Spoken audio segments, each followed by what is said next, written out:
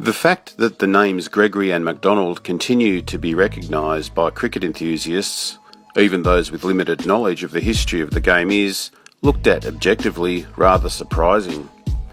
It is now more than 90 years since they last appeared together in a test match, and even then their partnership consisted of just 11 tests over a period of only 10 months in 1921, 8 against England and 3 against South Africa.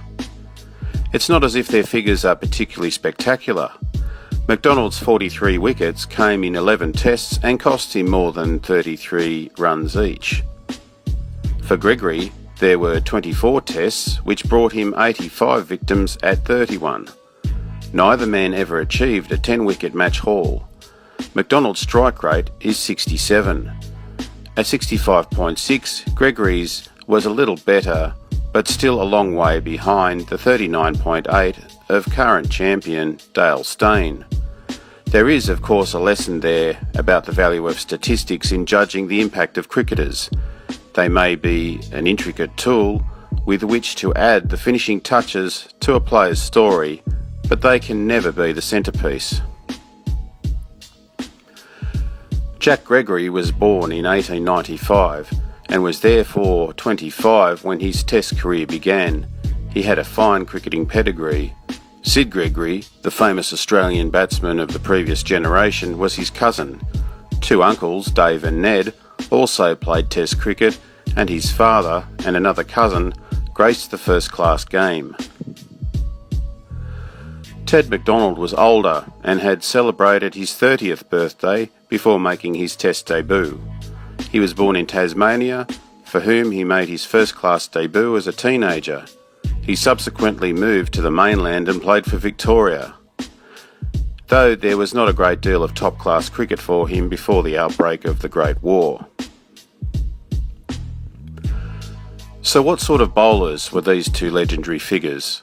For 21st century eyes, there are a few celluloid fragments of Gregory in action, but none, to the best of my knowledge, of McDonald. It is therefore necessary to look at what others have said of them. The fearsome reputation was forged in Australia during the baggy green wash that was the 1920-21 Ashes series. Although McDonald's contribution in the 3 tests in which he played was modest, it was the return series in England in 1921 where the legend was set in stone. Writer Ronald Mason was a young lad in that far-off summer, and 50 years on, heavily influenced by distant but still vivid childhood memories, he produced what remains the only English account of the tour. Of Gregory, Mason said, "One man in an excellent position to describe what Gregory and McDonald were like is wicket-keeper Bert Oldfield, who, with Yorkshire-born undertaker Hanson Sammy Carter, shared the Australian keeping duties through 1921. He sets the scene by saying Gregory always had the advantage of bowling with the wind. I found McDonald's approach to the wicket rhythmical and graceful by comparison to the bounding and somewhat ungainly run and delivery of Gregory." Warming to his task, Oldfield went on, "Gregory always swung the new ball more effectively than his teammate, and he was, if anything, slightly faster, while the sheen remained on the ball. Once the newness was worn off, he relied wholly on pace, whereas McDonald was able to turn the ball back from the off, even at his fastest speed, and with this ball he could be most destructive. The spin that McDonald imparted added speed to his delivery in an almost deceptive manner. After the ball made contact with the pitch, on the other hand, Gregory's delivery did not gain pace from the pitch, rather it did lose impetus, particularly on a lifeless wicket."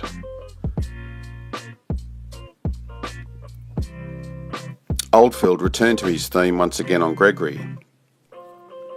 His high deliveries, bounding run and controlled accuracy made him a dangerous and effective bowler.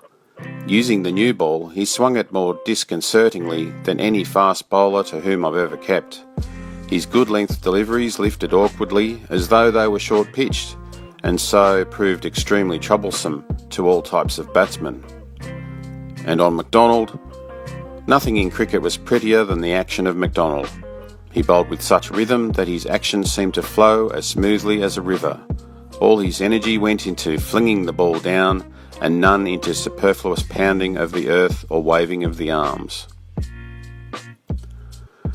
When considering which of the two were the faster bowler, Oldfield's conclusion was, McDonald was, to my mind, faster than Gregory, though with a much lower action.